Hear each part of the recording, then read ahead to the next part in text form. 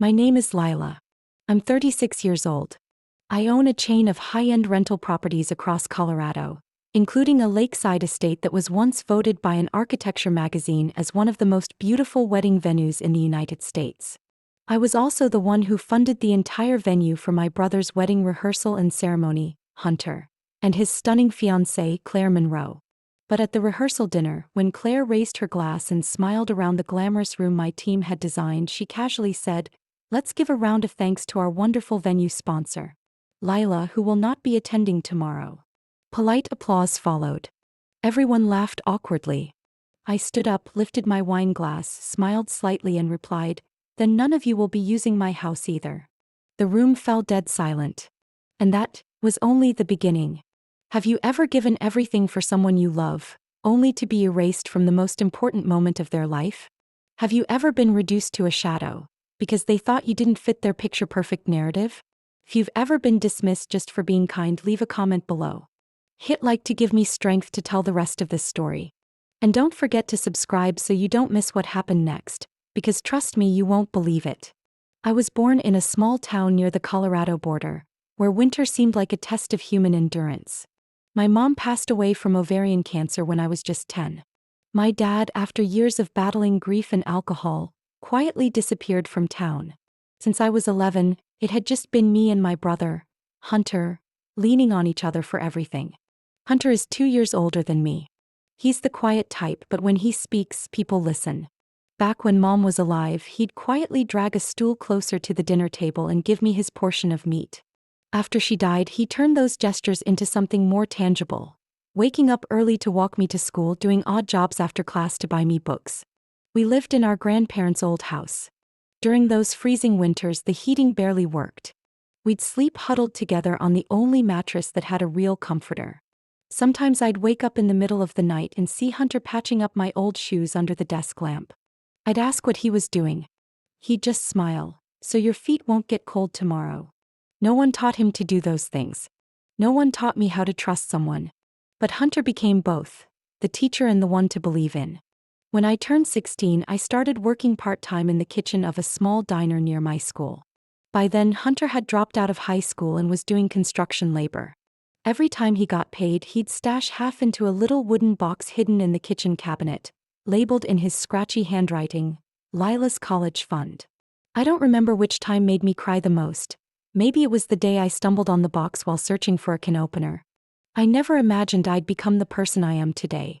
When I got into college, I chose hospitality management, not because I had a vision but because I was used to serving, wiping tables, doing the books. But the more I learned, the more I saw something deeper. Service wasn't just labor. It was the art of kindness and attention. I fell in love with the details, with the idea of creating a place that made people feel valued. Hunter didn't go to college, but he didn't stay idle either. With his skilled hands and sharp eye, he became one of the most trusted carpenters in our town. After a few years, I helped him take out a small loan to start a home renovation business for working-class families. He named it HL Spaces. H for Hunter. L for me. We weren't rich back then. But everything we had was real, earned through sweat, calloused hands, and sleepless nights responding to clients and fixing quotes. I still remember buying my very first house with my own savings. It was an old wooden cabin on the edge of a pine forest, about an hour outside Denver. Run down, damp, and no one thought it was worth anything. But I saw potential in how the afternoon light came through the windows. I called Hunter and we rebuilt it together, step by step, plank by plank. When it was done, we rented it out to couples for weekend getaways, and it was booked solid for the first 3 months. That was the start. I bought another cabin, then a small lake villa, then a renovated farmhouse. Hunter helped each time, even while running his own business. We never argued. He didn't understand my obsession with freshly laundered sheets or choosing the right crystal wine glasses, and I didn't understand how he could spend 3 hours choosing wood for a simple dining table. But we respected each other's worlds. We kept a tradition: Sunday dinners. I'd cook. He'd bring a cheap bottle of wine, but always the kind I liked. We never talked about money or stress, just swapped stories about the week. A sweet guest, a tough client, a new project. I always believed that no matter where life took me, Hunter's hand would be there if I ever stumbled. So when he told me he'd proposed to a woman named Claire, I was genuinely happy. He called one spring evening, voice soft like he was sharing a secret. She said, "Yes, Lila. You have to meet Claire. You'll like her." He talked about her PR job, her quick wit, her magnetic eyes, how she understood things before he even spoke. I asked, "Are you sure?" Hunter chuckled. "I don't know. But I want to be." I had no reason to doubt Claire. And even less reason to hesitate when Hunter shyly asked, "Do you think we could do the wedding at the Lake Estate? Claire loves that place." I said yes immediately. Not just because Hunter is my brother, but because I wanted the very first gift for his wedding to be something truly special.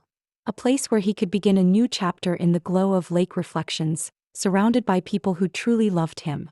At that moment, I couldn't have imagined that a few months later, I'd be excluded from that very wedding.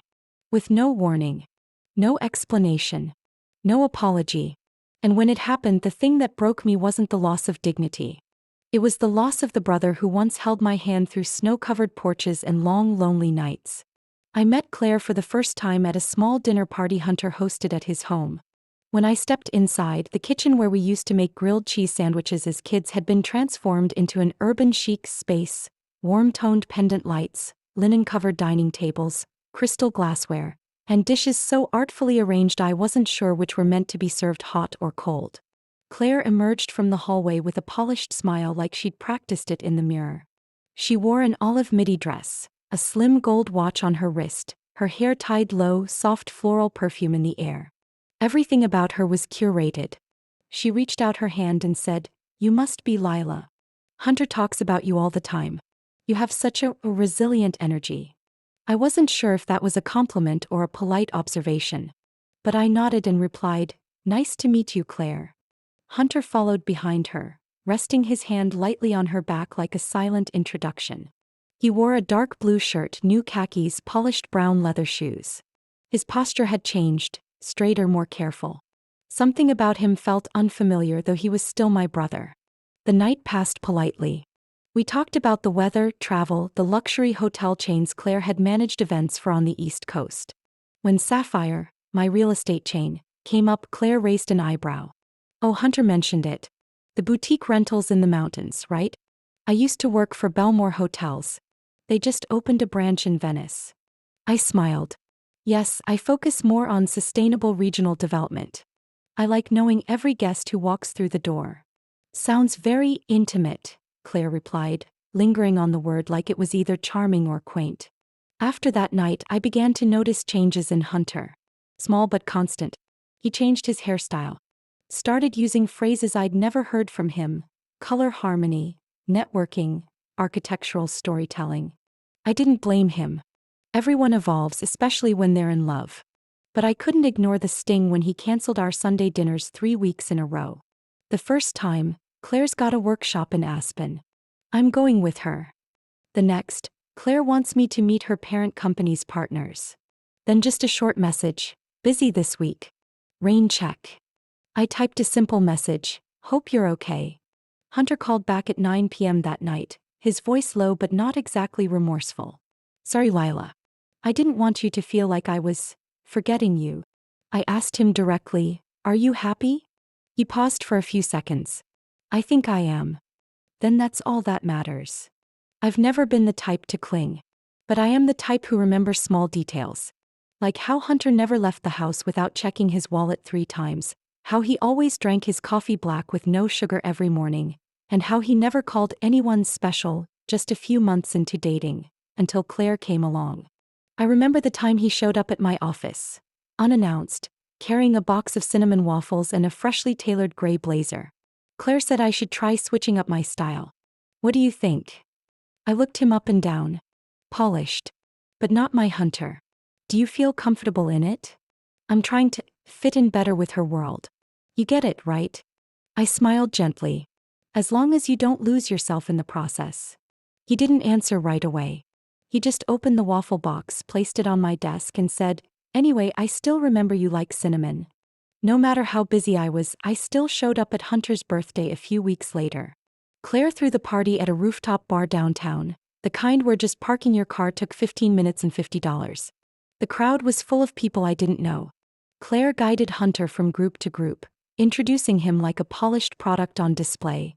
"This is Hunter, a talented contractor with an amazing eye for design, and currently launching a startup in eco-housing." Hearing that made something catch in my throat. Hunter was never someone who needed glitter to prove his worth. He once built an entire cabin out of reclaimed wood just to help a young couple have shelter for the winter. No one ever took pictures of that project, but I remember the proud look on his face when he hammered in the final door. As I approached the dessert table, Valerie, Claire's mother, was chatting with a few guests. She turned to me, eyes scanning me from head to toe. "Oh, you're Hunter's sister? Claire told me you do mountain real estate. Must be a hectic job."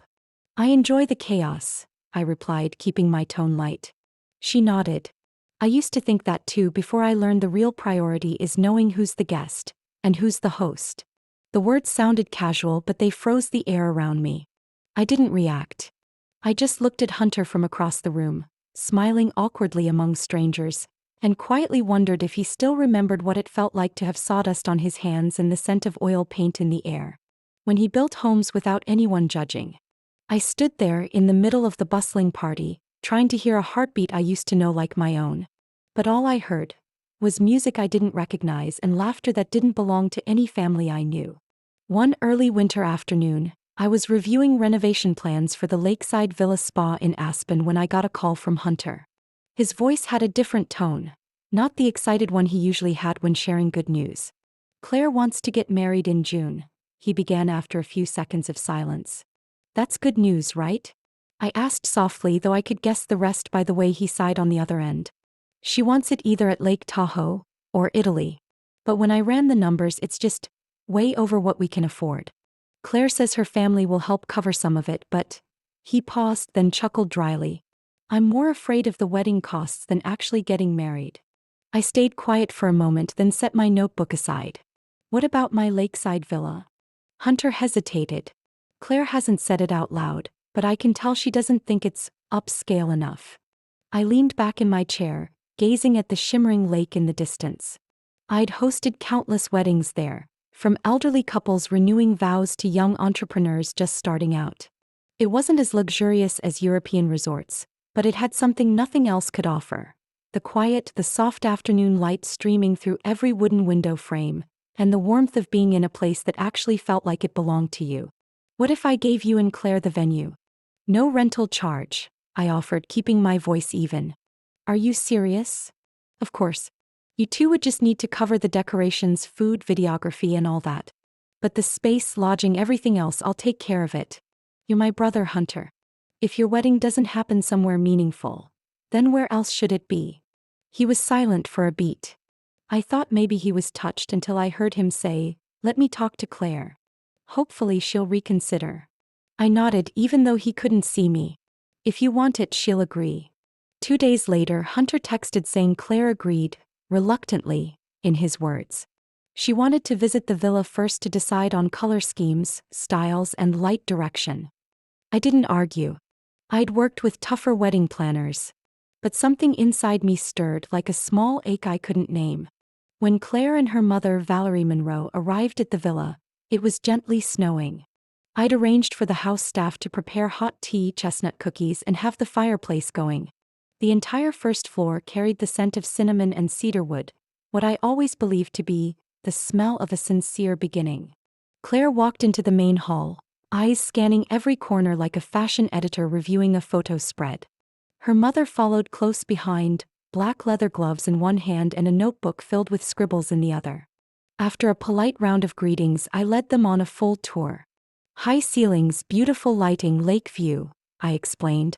"You can host the ceremony outside here or in the main hall if it rains. The bridal suite upstairs has a dedicated makeup corner with natural light from 3 angles."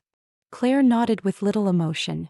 When we stepped into the grand dining room, often used for ceremonies, she finally paused and said, "The curtains don't match. And this wood flooring feels outdated. Can it be redone?" I was a little taken aback. "The curtains can be replaced with neutrals to match the event theme. I'll handle that." But the floor was designed by a Swiss architect. It's the signature piece that got this place listed as one of the top 10 wedding villas in the Rockies by Architectural Living. Valerie cut in, "I used to work with hotels in Zurich. If needed, I can recommend design teams to redo the whole space in a modern Italian style. Kept my smile. Thank you. But this flooring is a copyrighted design. Changing it could affect our event licensing. However, we can definitely use overlay carpets or decorative flooring that matches your theme. Claire shrugged as if that was a tolerable compromise. Throughout the tour, I kept offering personalized ideas. Silk chair covers in the wedding palette. Adjustable chandeliers. A garden makeover with fresh white hydrangeas if they wanted. I'd handled much more demanding requests before. But what bothered me wasn't the complexity, it was the look Claire gave me every time I said my team or my project. It wasn't contempt or envy. It was dismissal, as if I were just a nice, capable service provider with a little success, but ultimately still just a backdrop for her spotlight. As I was getting ready to leave, Claire turned to Hunter and said half-jokingly, maybe just a few small changes to make it more suitable. Other than that, I think this place is decent enough. I didn't react. But Hunter looked at me, a hint of guilt flickering in his eyes. I wasn't sure what he saw in mine, but as the group headed toward the car, he stepped closer and gently placed a hand on my shoulder. Thank you, Lila. I know you're trying really hard. I nodded. For you. Always for you. The next day, I received an email from a strange address. Subject line: Necessary adjustments, Monroe Walker event. Attached was an Excel spreadsheet packed with items, divided into 3 categories: mandatory, suggested, and unacceptable if not changed. The sender was an event assistant personally hired by Valerie, who introduced herself as someone who's worked on 3 ambassador-level weddings. I opened the file and read line by line. Replace all curtains in the wedding hall from smoky gray silk to champagne-colored satin imported from Italy. Remove the carved wooden statues at both ends of the hallway because they look too much like rustic crafts. Take down the oil paintings in the bridal suite due to gloomy tones not matching the wedding mood. Replace all 70 dining chairs in the banquet hall. The vintage French style doesn't match the event theme.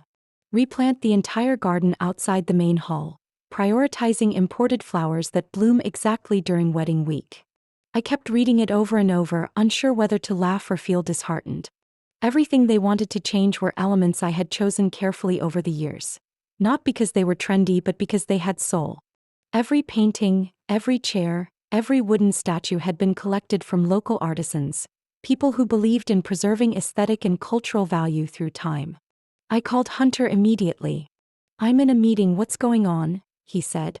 It's about the list of changes from the bride's side. He sighed. Claire says her mom is just a perfectionist. Pick what makes sense to you and anything unreasonable, I'll talk to them.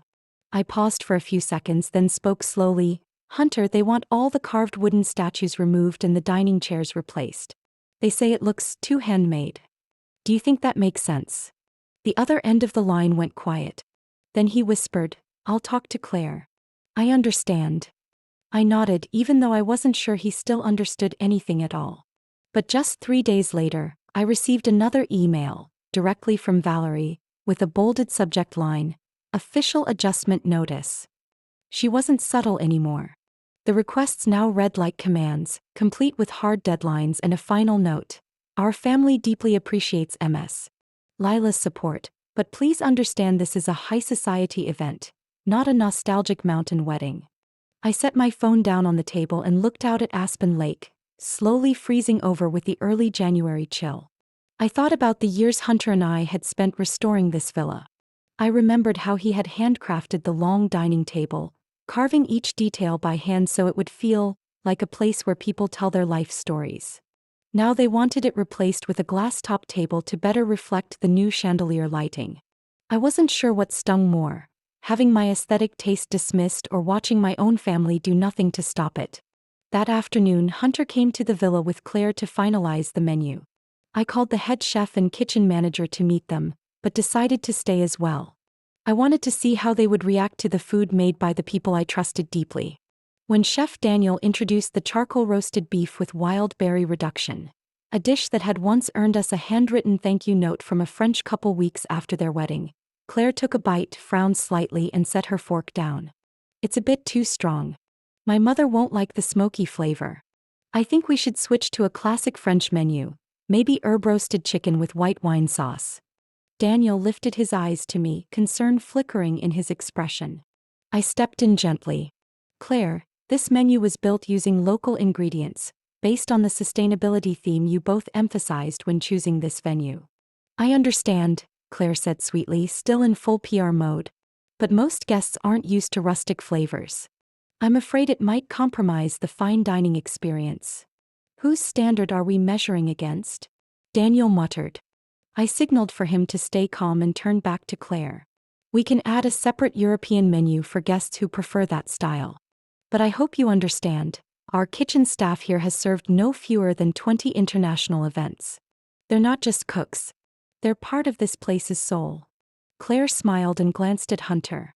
Just a few small adjustments to elevate the event. I'm sure Lila understands. Hunter said nothing. He avoided my gaze and took a sip of water. After that, 5 more emails followed.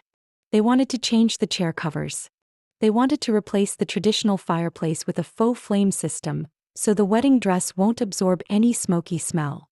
They even wanted to replace all signage around the property with handwritten French calligraphy. I used to think I was patient. I had worked with picky couples, planners who'd changed the entire setup just because the bride switched dresses last minute. But never before had I felt treated like an outsider in my own home, my own story, where every brick, every corner held part of me.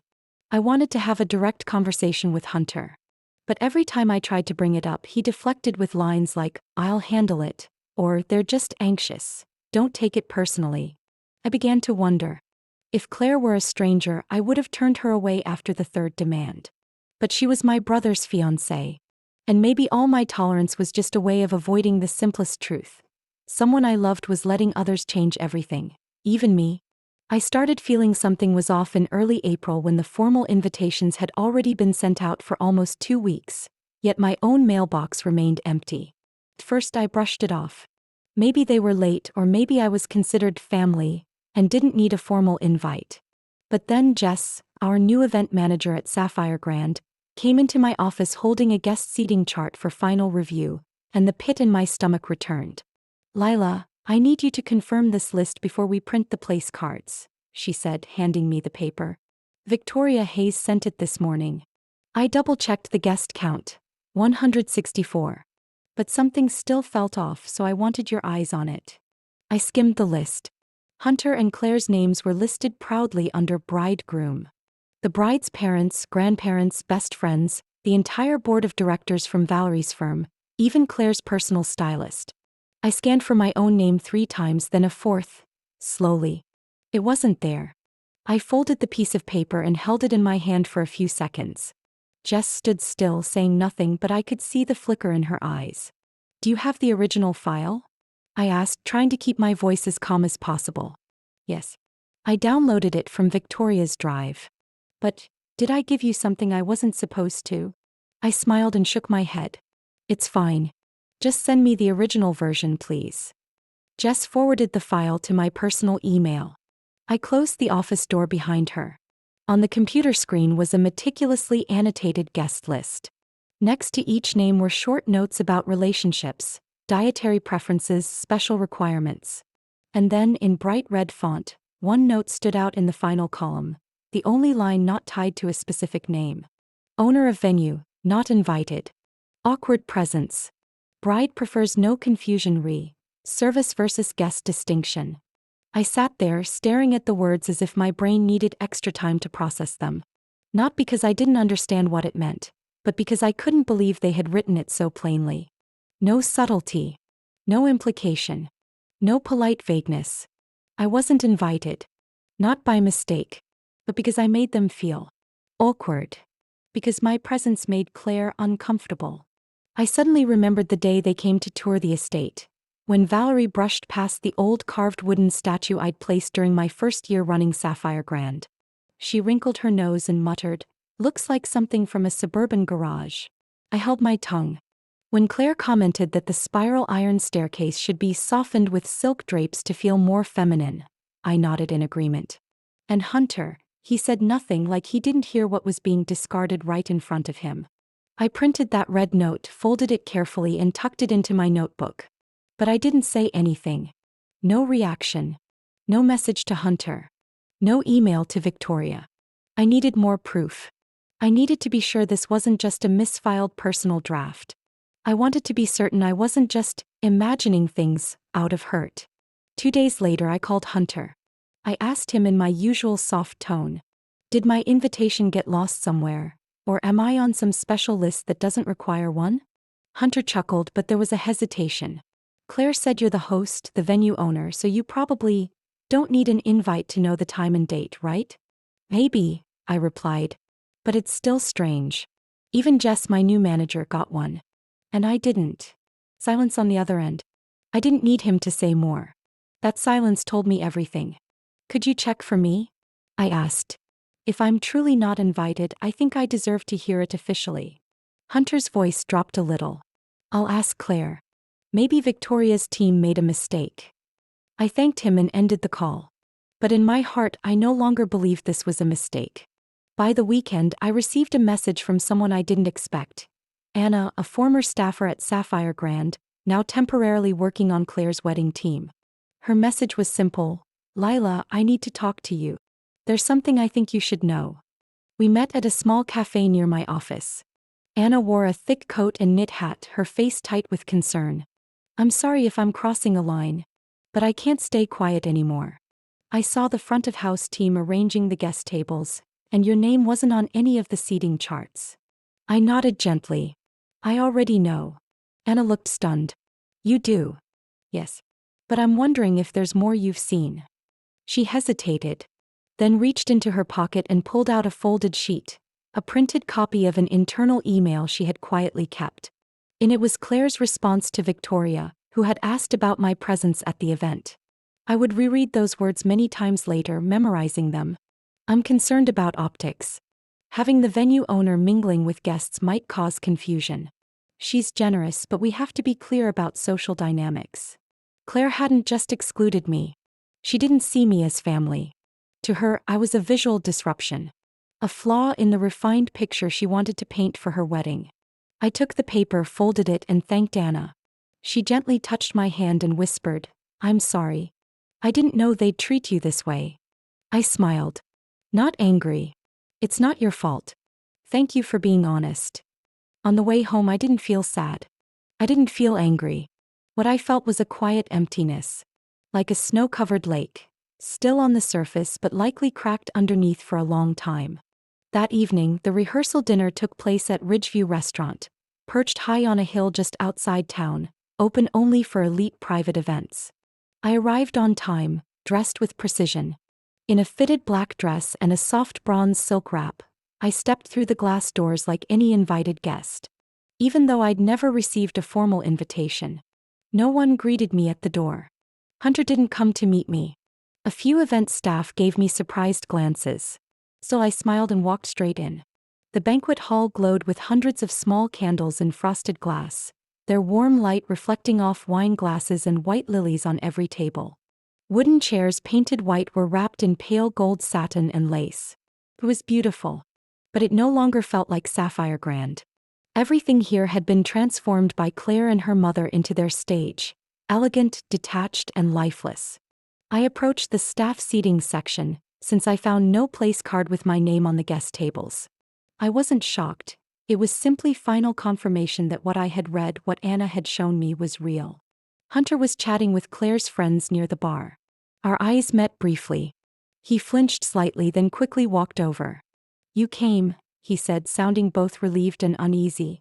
I thought you weren't. Weren't what? I asked, locking eyes with him. Coming? Or welcome? Hunter froze but recovered. Maybe it was a misunderstanding. Claire said you were busy. I'm always busy, Hunter, I said evenly, but I still make time for my brother's wedding. Unless, of course, my brother doesn't want me there. He opened his mouth to respond, but Claire stepped beside him. She wore an ivory dress with pearl detailing on the shoulders, her hair softly curled with a floral comb. She looked every bit the perfect bride, and she knew it. Lila, your being here is unexpected, Claire said with a tilted head and a practiced smile, her eyes cold. I thought so too, I replied calmly. But since I helped build this place, I figured I should at least see it one last time. Hunter cleared his throat. Why don't we find our seats? They're about to start. I followed them into the main hall. The tables formed a U shape with a small stage in the center for speeches and a piano. I sat at the farthest table beside a few of the event staff. A young server handed me a glass of white wine. I thanked her and set it down without drinking. The party began. Dishes were served to the soft sound of background music. Guests chatted politely, occasionally laughing right on cue. Hunter sat between Claire and Valerie, trying to keep up the conversation, his smile visibly strained. As for me, I simply watched, like a spectator witnessing the final dress rehearsal of a play I no longer had a role in. When dessert was served and the lights dimmed, Claire stood up and gently raised her wine glass. The music faded. Everyone turned toward her, expectant. "Thank you all for being here tonight," Claire began, her voice smooth and perfectly poised. "We're truly happy to be surrounded by those we love most in this beautiful setting. And we'd like to send a special thank you to the one who made this venue possible, Lila. Even though she won't be able to attend tomorrow, her contributions have been unforgettable." Applause followed. Polite. Hollow. I set my wine glass down. My heart didn't race, nor did my throat tighten. Everything was suddenly clear, as if illuminated by a floodlight. Valerie stood and picked up where her daughter left off, raising her glass with a smile. Not everyone is suited to be in the wedding photos, but anyone can play a role behind the scenes. Some people are simply born to be a backdrop, and sometimes that's the most noble role of all. A few chuckles trickled from the corners of the table. I stood up. Not hurriedly. Not angrily. Every eye turned to me as I stepped out from the rows of chairs, walking straight into the open space between the dinner tables, where Claire had just stood. I smiled, stiffly, and looked straight into Claire's eyes. Then Hunter's. "If I'm not welcome tomorrow, then none of you are welcome here. No wedding, no banquet hall, no villa, nothing." The room went dead silent. Claire froze, lips parting ever so slightly. Valerie set her glass down with a sharp clink, like crystal cracking under pressure. I kept my eyes on Hunter. "You were the one I always believed would protect your sister. But it seems you chose to stand still." His mouth opened, no words came out. Everything felt suspended in a single breath. I turned and walked out of the reception. My steps were steady, neither fast nor slow. Outside, snow was falling softly on the stone steps. I descended each one with my chin held high. I no longer needed anyone's approval. I got home just before midnight. A light layer of snow covered the front porch, the warm yellow light from the eaves casting a silent curtain over the stone tiles, untouched by anyone. I took off my shoes, dropped my purse on the chair, then sat upright at the kitchen table. In front of me was the venue usage contract my legal team had prepared 2 months earlier, but I had never signed. Not because I'd forgotten, but because something deep inside had told me to wait. To hold on to the power to choose until the very last moment, when all the masks had fallen. The contract was clear. Without the signature of the property owner, no agreement could be enforced. No handover of the venue. No access to facilities. No lodging system access. Nothing. I scanned it and sent an official notice to the Sapphire Grand Management team at 1 a.m. In the email, I simply wrote, "Suspend all scheduled events related to the Monroe Walker wedding until further instructions from headquarters. Increase security beginning tomorrow morning. Lock the front gate. Only personnel with my authorization card may enter." When I finally lay down, it wasn't sleep that came, it was a profound silence. The kind of silence that arrives when a woman has reached the end of what she can silently endure. The next morning, my phone began ringing non-stop starting at 6:30. The first call was from an unknown number. I had a guess who it was, so I didn't pick up. It wasn't until Victoria Hayes, the wedding planner, called in a panic that I answered. "Lila, I'm sorry to call this early, but I just arrived at the villa and was stopped at the gate. The guard said it was an order from the office. What's going on?" I replied simply, "I've suspended the event. Because that wedding decided to exclude me from a place I own." Victoria was silent for a few seconds. I had no idea. I was just following instructions from the bride and her mother. "I understand. But from now on, I'm the only person approving any use of the Sapphire Grand grounds." Not 10 minutes later, my phone rang again. This time it was Hunter. "What the hell are you doing, Lila?" he shouted over the line. "Claire's been crying all night. Her whole family is in a panic. Everything's been paid for, guests from Europe are on flights, the invitations, the menu, the head chef. You're blowing up my life over a tantrum." I sat down and kept my voice calm. "No, Hunter. I'm protecting what I've built with 10 years of work and integrity. That tantrum you speak of was a reaction from someone excluded from her own brother's wedding. Claire didn't mean it. It was just a misunderstanding about your role. You were supposed to support, not attend." I sighed. "So what am I to you, Hunter?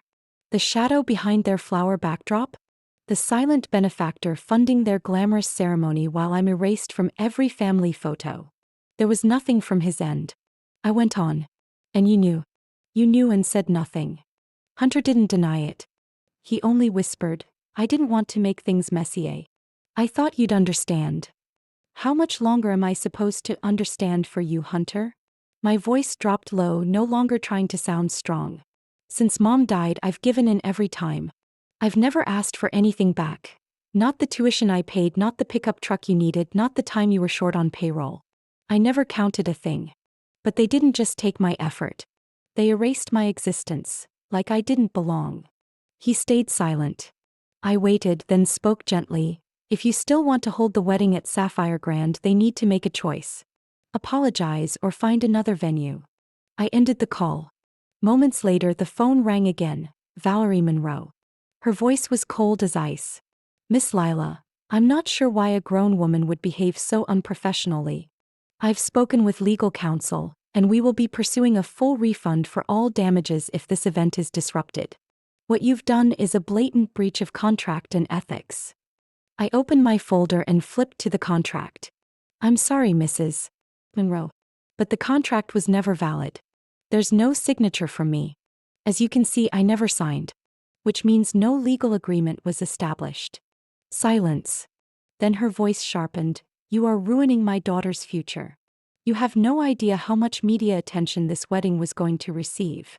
"No," I said quietly. "I'm saving myself from becoming the backdrop of a performance I can no longer accept."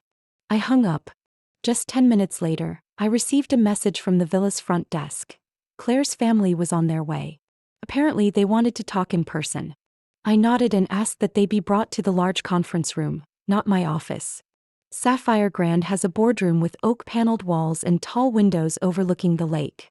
It was where I signed my first deals when I started out. The same room where an investor once told me I didn't have what it takes. I chose that room for this meeting because I needed clarity. This was no longer a matter of emotion. It was about values and boundaries. When I walked in, Valerie was seated upright at the head of the table. Claire sat beside her, eyes swollen. Hunter stood behind them, fists clenched. I sat down across from them, opened my notebook, and placed the unsigned contract right in front of them. "So, what did you come here to say to me?" I asked, my voice calm. Valerie immediately spoke up. "We're asking you to retract this irrational decision, or we'll file a lawsuit." I turned to Claire. "And you? Do you have anything to say to me?" Claire opened her mouth, but no words came out. Hunter looked at me, his eyes confused. I pushed the contract toward them. "I never signed it. And unless there's a formal apology, this wedding is never happening here." No one said a word. I stood up and straightened my blazer. "You had the venue, the support, the goodwill. But you have no right to erase me from the very story I built with my entire life." I walked out of the room, leaving behind a heavy silence. But I didn't feel cold.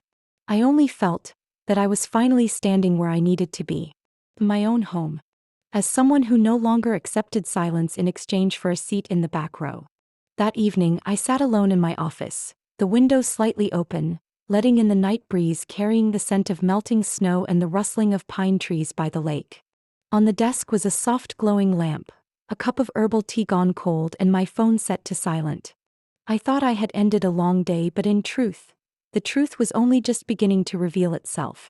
Around 10 p.m., as the dinner staff cleaned up the main hallway, a young girl approached me. Her name was Emily, one of the temporary hires brought in to serve drinks during the wedding preparations. "Lila," she said hesitantly, "I know I shouldn't get involved in family matters. But I think maybe you need to hear this. I looked up, keeping my tone gentle. "What is it, sweetheart?" She glanced around as if afraid someone might overhear. Then she pulled an old phone out of her apron pocket. On the screen was a voice recording, timestamped 2 weeks earlier. I nodded, signaling her to play it. In the recording, I recognized Claire's voice, cold, precise, with the sound of a suitcase rolling over tiled floors and paper rustling in the background. She was on a phone call, clearly unaware she was being recorded. "I'm not in love with him. Honestly, this is just for PR. A wedding with a rugged contractor makes great headlines for my next brand campaign." I froze. Claire spoke with a bone-chilling indifference, like she was talking about a fashion sample chosen for the fall collection, not the man who was about to become her husband. Emily quietly said, "I happened to be in the supply closet when she walked in to make the call." I wasn't trying to eavesdrop, but then I saw her smile after saying that. A kind of smile, like nothing about it was real. I nodded, not blaming her at all. I said, "Thank you for being brave enough to tell me." After Emily left, I sat in silence for a long while. Then I turned on my computer, transferred the recording from the phone to my personal email and titled it, "You Deserve to Hear This." The only recipient, Hunter. I didn't write a message. I didn't need to say a single word. Some truths need no explanation. They speak for themselves. I couldn't sleep that night. I sat in the armchair, rereading the wedding planning documents Claire had sent to the Sapphire Grand team. Pages filled with color-coded notes, VIP guest lists, press placements, models, brand sponsors, but not a single line about love. Not one mention of Hunter as a person. Around 1 a.m. my phone vibrated. It was Hunter. I hesitated for a few seconds, then picked up. There was no voice at first, just the sound of heavy breathing. Then a very quiet line, almost a whisper, "I think I just saw the truth." I stayed silent. In that moment, in the stillness of the night, I heard the pain in the voice of the man who had once been my rock, the one I believed to be the strongest. I didn't interrupt. I let him speak if he wanted to. "She's never looked at me without an agenda," Hunter said softly. "Every touch, every compliment, now that I think about it, they were all tools. She never loved me. She loved the image I brought to her brand." I leaned back in my chair, staring at the ceiling. I knew that pain. I'd felt it before, being turned into a tool for someone else's ambition, being loved with conditions, being pushed out of the story of your own life. "Hunter," I began gently, "you don't have to pretend to be strong with me. You're allowed to hurt. You're allowed to feel betrayed. And you're also allowed to choose again, not for anyone else but for yourself." Silence. I went on, "I know you feel like you've been lied to. But the only thing you can control right now is how you choose to move forward. You can stay silent, endure it, go through with a wedding that's just a PR campaign. Or you can stand up, hold on to your dignity and walk away." A long breath came through. Then Hunter asked very quietly, "If it were you, what would you do?" I didn't hesitate. I would close the door. And start over. I'd rather live a life alone than share it with someone who never truly loved me. He didn't say another word. But I felt something shift. Not anger, not despair, but a decision forming in that silence. Before hanging up, Hunter simply said, "Thank you for showing me what I couldn't face myself." I set the phone down, my heart heavy like his, but I knew. Sometimes the truth arrives late. But it always carries its own weight. And sometimes, pain is the only thing strong enough to pull someone out of a dream painted in lies.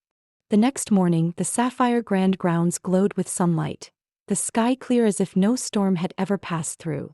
White flowers lined the walkway, silk ribbons fluttered in the breeze, rows of satin-covered chairs shimmered under the light.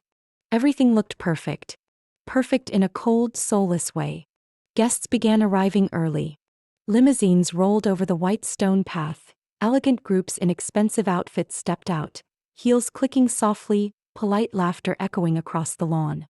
Cameras, lighting rigs, drones, all in place. Claire's media team whispered into earpieces, doing final checks on every angle, every spotlight. Everyone was waiting for the wedding of the century, as Claire had pitched in her exclusive media release.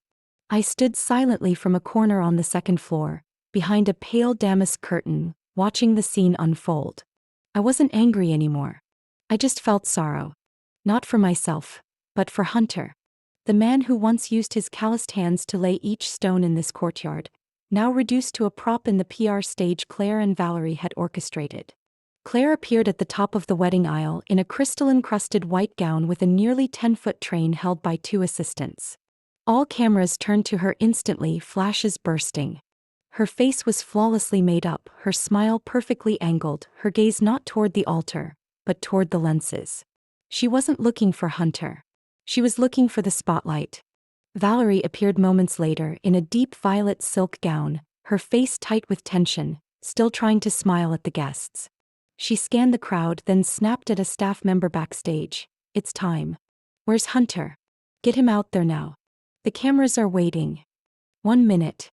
2 minutes. 3 minutes passed. The entire garden started to buzz. Claire kept her frozen smile on her face, her hand gripping the bouquet tightly. Valerie frowned, about to head backstage when suddenly, Hunter appeared. No wedding tux, no white tie. Just a light gray button-down shirt, sleeves rolled up, simple slacks. And his eyes, strangely calm. He didn't walk toward Claire. He headed straight to the altar, the spot originally prepared for the officiant to declare the vows. All sound seemed to slow down. Every movement froze for a few seconds. Hunter picked up the microphone. His voice rang out, clear, steady. No need for a second mic, no need for a host to introduce him. "Thank you all for coming today. I know you've taken the time, made the effort, even brought your love to share what was supposed to be the biggest moment of my and Claire's life." He paused, looked down at the crowd. "But I will not be getting married today." A stir spread through the crowd. Whispering erupted. Cameras swung toward Hunter, then awkwardly hovered, unsure whether to keep filming or shut down. Claire stood frozen. Her face turned pale, lips trembling. Valerie took a step forward, about to interrupt when Hunter continued. "I once thought I had found the woman I would spend my life with. But over the past few days I realized I didn't see clearly.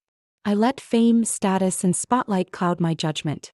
And I ignored the one person who's always stood by me, my sister." All eyes turned to me. I didn't move. I just stood still, fingers lightly holding onto the doorframe. Hunter looked up at me. Our eyes met. "Lila," he said, voice thick with emotion. "I owe you an apology. You saw it all before I did. You warned me. And I didn't listen." My throat tightened. Hunter took a deep breath. "I can't step into a marriage where the other person's heart isn't present. I won't let myself become a prop in someone else's brand campaign. I'm a real person with real feelings. And from today forward I'll live that way." Claire threw her bouquet to the ground. The train of her dress caught under her heels. She stumbled, then screamed, "Are you insane? Do you have any idea how many reporters are here today? How many sponsors are watching the live stream?" Valerie could no longer keep her composed demeanor. She stormed up the stage, pointing a finger in Hunter's face. "You just destroyed Claire's entire career. You ruined all the plans. You ruined everything." Hunter looked her straight in the eyes. Calmly. "No. I just saved my own future." I stepped out from the balcony shadows, walked slowly down the steps, each step measured but firm. As I neared the stage, Valerie turned to me, looking for one last target to lash out at. She hissed, "This was all you're doing, wasn't it? You were jealous because you got left out of the wedding? You're the one who was left behind." I simply smiled. Soft, calm, no need to raise my voice. "No, Mrs. Valerie. I'm just the last one who could still tell what's real and what's fake. And I wasn't left behind. I just chose not to follow them." I turned to Hunter and nodded. He nodded back. We didn't need to say anything more. As I walked out of the ceremony area, past rows of stunned guests, I heard cameras begin to power down.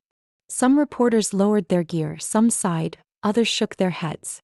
No one left immediately. Everyone seemed stuck in the moment, not because a wedding was cancelled, but because for once, they'd seen someone dare to say no to the fake.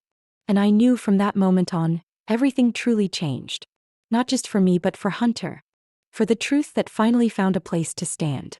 That summer passed in an oddly peaceful way. After the day Hunter called off the wedding in front of hundreds, our lives seemed to enter a completely different chapter. Quieter, simpler, and more real. He didn't return to the city. didn't take up the flashy interior design contracts Claire had lined up to build his image as the charming carpenter for the media. Instead, Hunter quietly went back to our family's old woodshop, the one where he and my father used to spend summer afternoons carving planks and building chairs. He found a small house just a few blocks from mine, near the park lined with maple trees where we used to ride our bikes as kids. Every morning, I'd see his old pickup truck rolling down the street in front of my place, loaded with raw lumber, paint cans, and that vintage radio always tuned to soft country music. Hunter didn't need a spotlight. He just needed a sturdy workbench, a black cup of coffee, and real clients. Mothers wanting bookshelves for their kids, elderly couples needing their porch swing repaired. One day I asked him, "I thought after everything you'd want to leave this place. Start fresh somewhere no one knows your past." Hunter just smiled, his voice low and warm. "You thought wrong. You're the one who reminded me, we don't need to run if we're living honestly." I said nothing. Just quietly poured him another cup of coffee. The deposits I'd made for the ceremony, from the flower vendors, the catering, seating arrangements, even the jazz band Claire had requested, all of it was refunded after the wedding was cancelled. I watched the figures reappear in my account, no longer feeling angry or bitter. Just one thought remained: what good could come of this? And so Lila's Light was born. It started as a small idea, to host simple, heartfelt weddings for couples who couldn't afford one. People like the nurse couple I once met in the ER, the lineman who worked night shifts, or the cafe waitress on the corner I saw every morning. I reached out to a few friends in the event industry, a couple of young photographers with the same heart, and a small bakery at the end of the block. 3 months later, the very first wedding took place right in my backyard. The bride wore a simple white dress, wildflowers in her hair. The groom was so emotional he could barely get a word out. The guests were co-workers, neighbors, children running across the grass with balloons in hand. No cameras. No hashtags. But it was real. I received more handwritten letters than I ever had in my life. People thanked me, not because they got a free wedding but because they felt respected. Acknowledged. 1 year after everything blew up, laughter once again filled my backyard. But it wasn't because of Claire or any pretentious guest. It was for something entirely different. Hunter was getting married. Her name was Anna. A petite elementary school teacher with wide eyes and a smile as gentle as early autumn sun. They met at a school fundraiser. Hunter was there fixing the broken stage and Anna was struggling to prep a puppet show for the kids. He told me about that day with an embarrassed grin. She said I installed the stage lights wrong. Then she pulled a ruler out of my shirt pocket and sketched a new plan. Can you believe it? A school teacher correcting a carpenter under the noon sun. I laughed. And after that, the carpenter never left the stage, right? Their wedding took place in the exact spot that had been the center of last year's scandal, my backyard. But this time there were no crystal flowers, no red carpet, no spotlights. Just warm yellow string lights hanging between the trees, simple wooden chairs Hunter built himself, and a small table in the center of the yard where Anna placed her homemade wedding cake, topped with vanilla frosting and fresh strawberries. I didn't cry. But when Hunter walked into the yard holding Anna's hand, then turned to face the guests and began to speak, my throat tightened. "Thank you all for being here today," he said. "Some of you have known me since I was a kid and some I just met recently. But there's one person I want to thank especially, my sister Lila." He turned to me. His voice was emotional but steady. "You didn't just save me from a fake marriage. You reminded me of who I am. You reminded me of the value of truth, of family, and of what it means to be loved for exactly who you are." I bowed my head slightly. I didn't feel proud, only grateful. Grateful that even in the midst of pain, something beautiful could still survive. Anna tightened her grip on Hunter's hand. The way she looked at him was nothing like the way Claire ever had. Her eyes weren't searching for cameras. They were only searching for his. I stood in the shade, watching them exchange rings, listening to children laugh at the edge of the garden, and whispered to myself, sometimes standing up for yourself isn't just about preserving your dignity. It's the only way to hold on to the people who truly matter. And in that moment I knew we hadn't lost anything. We had just gotten everything back. I don't know what you think of my story. Maybe you've been in a similar situation. When your kindness was dismissed, your honor turned into a joke, or someone you trusted turned their back when you needed them most. But I believe that if you've ever stood up, ever said, enough, then you understand that feeling. That feeling of finally being yourself, of holding on to what matters most even when it costs you something. What do you think of the choice I made that day? And of Hunter's decision? Was it worth it, to give up everything just to keep what's real? I hope you'll share your thoughts, because every story becomes whole when heard from more than one voice. Sometimes your comment might be the one thing someone else needed to hear. If this story made you reflect in any way, hit follow so you won't miss what's next. Real, emotional, and inspiring pieces of family life, where the smallest things often carry the greatest meaning. We'll meet again in stories that feel close to home, but go deeper than we expect. See you soon.